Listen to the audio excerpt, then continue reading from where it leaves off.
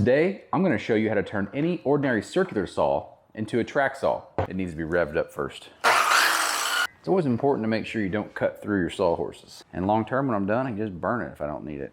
Now, if you're a professional carpenter, you're probably going to go out and buy a track saw. However, for the average homeowner, this is going to suffice and save you some serious cash. And all we're going to be using to build this track saw or saw guide is some scrap plywood, a few wood screws, and some wood glue. What's nice about building it yourself is you can make it any length you want. When you go out and buy a track saw, you're stuck with the lengths that they provide with the saw, or you can buy extension kits, which gets very expensive. In this case, I'm going to be using a 4x8 sheet of plywood, so I'm going to have an 8-foot long track saw.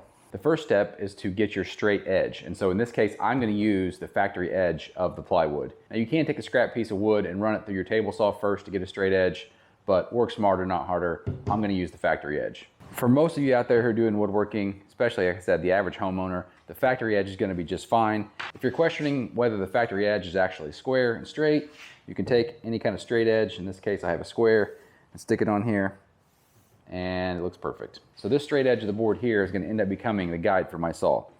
About 4 inches should do it.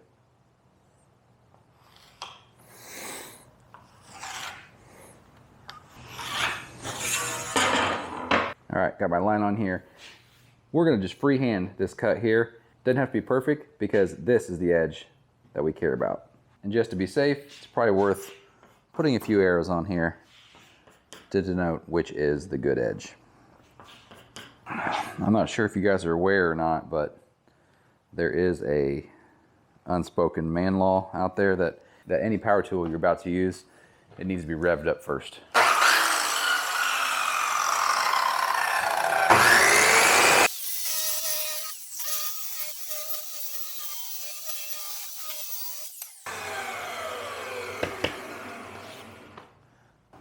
Unplug that for safety. This is funny, I marked the factory edge like I really needed to mark it.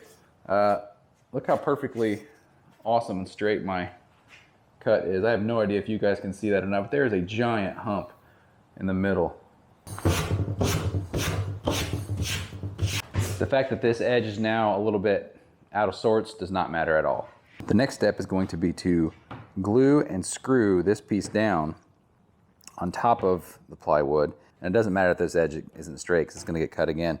But you're going to want to screw and glue this piece down so that what's remaining is wider than the footprint of the saw itself. It's also a good idea in this process to ensure that your rail up top is not too thick. So for example, this is 3/4 inch plywood. So I have a 3/4 inch sheet here, a 3/4 on top, and I've set my saw depth to as deep as it will go. So you can see here, I can't really go much lower with my saw or I'm going to be bottoming out and the motor is going to be hitting this rail. And for me, I'm going to use this saw mostly for 3/4 inch plywood. And so I have another scrap piece of plywood here. If I stick that underneath, I will be able to clear and cut 3/4 inch plywood. If you don't have the depth with the material that you're working with, one thing you can do is drop down to maybe using 1/2 inch plywood here or even just on the rail itself. That should give you a little bit more depth on your cuts. Looks like that should be more than enough. I'm just gonna make a mark on this side. I'm gonna measure it from the good side of the board and make that mark at the other end as well.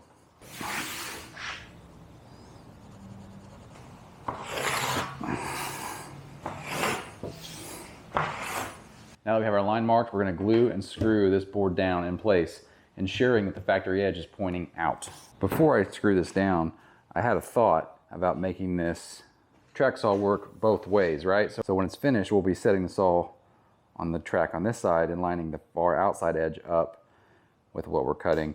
However, if I were to clean up this edge here, then I could also cut against the rail on this side. So if you happen to have a table saw, it'd be worth squaring up this edge as well so you can cut from both sides once your jig is done.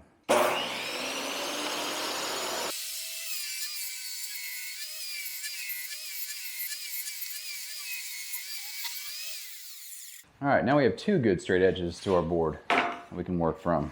I am still going to go with my factory edge to this side. I'm not sure why I started with that really weird pattern there. And for screws, I'm just using some number 8 1.25" construction screws.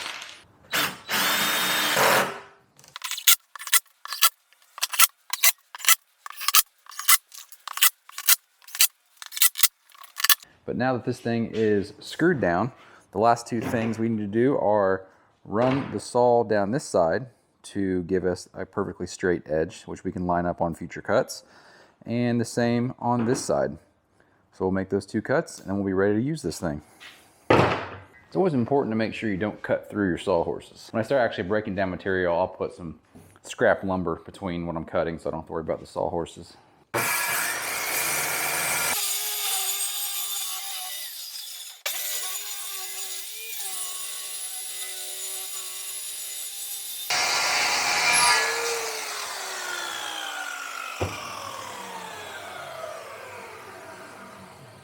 All right, now we just need to run our saw down this side here with the blade closest to the rail, and we'll be done.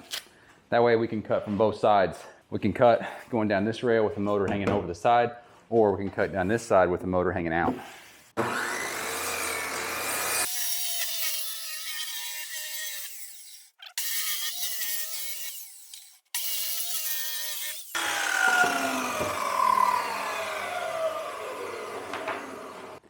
There we have it. Have ourselves a homemade track saw, or jig rather. Now this probably won't be as perfect or quick or efficient as a track saw, but I'm not a professional woodworker. And for what I'm doing and building, which is going to be some cabinets in the basement, this will work just fine. And long term when I'm done, I can just burn it if I don't need it. I'm not out $500. So how exactly do you use this? Well, you just got to clamp it in place. So for instance, let's say we're trying to cut a couple inches off of this board right here. What we would do is line up where we want our jig. So you measure over on the far end 2 inches. You measure over on this end 2 inches. Once you have it in place, you clamp it down at both ends, and you simply run your saw along the straight edge of your choice. So in this case, we would run the saw down the straight edge. I'm gonna move the clamp. So here's a closer look. But once you have it clamped down at both ends, you set your saw down and you're gonna run it down the straight edge there and have a clean, nice straight cut. Or conversely, you could flip this thing around and run it down that edge. So there you have it. Really easy way, cheap way to make yourself a homemade track saw, or if you wanna call it a jig, for a circular saw that you probably already have. There's no need to go out and spend $500–600+ on a track saw. So unless you're a precision carpenter, this will be just fine. And if you are a precision carpenter, you probably have a really cool radial arm saw that could cut this entire thing in one swipe, or something to that effect. I'm not near as good at this kind of stuff as I am with the tractor and the backhoe, but hey, I'm learning. But right now, I'm gonna put this thing to use. I have about a dozen sheets of plywood to break down. We'll see you guys next time. Take care.